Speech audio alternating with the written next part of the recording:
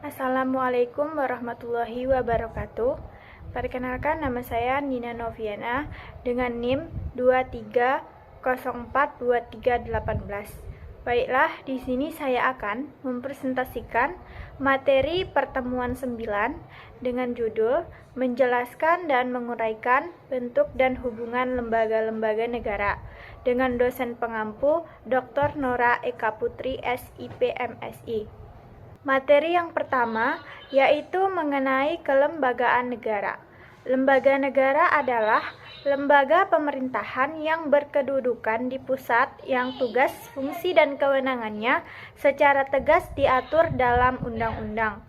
Kelembagaan negara merujuk pada struktur organisasi dan lembaga-lembaga yang ada dalam suatu negara. Ini mencakup: pertama, lembaga eksekutif, bertugas menerapkan dan melaksanakan perundang-undangan, yakni presiden dan wakil presiden beserta para menteri. Yang kedua, lembaga legislatif, yaitu bertugas membuat perundang-undangan, yakni Dewan Perwakilan Rakyat. Yang ketiga, lembaga yudikatif, yaitu bertugas mempertahankan pelaksanaan perundang-undangan, yakni Mahkamah Agung dan Mahkamah Konstitusi. Yang kedua, lembaga tinggi negara. Lembaga tinggi negara adalah institusi negara yang secara langsung diatur atau memiliki kewenangan yang diberikan oleh Undang-Undang Dasar 1945.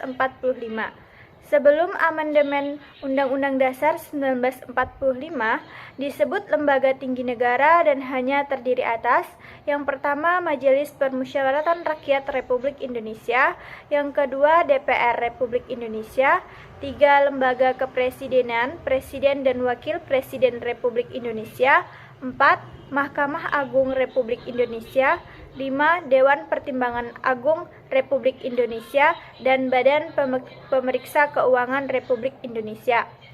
Setelah diamandemen Undang-Undang Dasar 1945, disebut lembaga negara dan terdiri atas: yang pertama, Majelis Permusyawaratan Rakyat Republik Indonesia; Dewan Perwakilan Rakyat Republik Indonesia; Dewan Perwakilan Daerah; Lembaga Kepresidenan, Presiden dan Wakil Presiden Republik Indonesia; Mahkamah Agung Republik Indonesia; Mahkamah Konstitusi; Badan Pemeriksa Keuangan, dan Komisi Yudisial Republik Indonesia.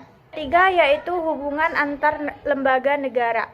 1. Hubungan antara MPR, Presiden, DPR, dan Mahkamah Konstitusi. Terlihat dalam proses pemberhentian Presiden dan Wakil Presiden. Presiden dan Wakil Presiden dapat diberhentikan MPR dalam masa jabatannya menurut Undang-Undang Dasar atas usul DPR. Ini terjadi apabila terbukti melakukan pelanggaran hukum berupa pengkhianatan terhadap negara, korupsi, tindakan pidana berat, atau terbukti tidak lagi memenuhi syarat sebagai Presiden dan Wakil Presiden.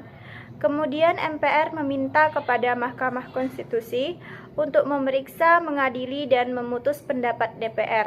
Hasilnya dibawa ke rapat paripurna DPR untuk diteruskan ke MPR. MPR kemudian menyelenggarakan sidang untuk mengambil keputusan minimal dihadiri 3/4 jumlah anggota dan disetujui minimal 2/3 anggota yang hadir.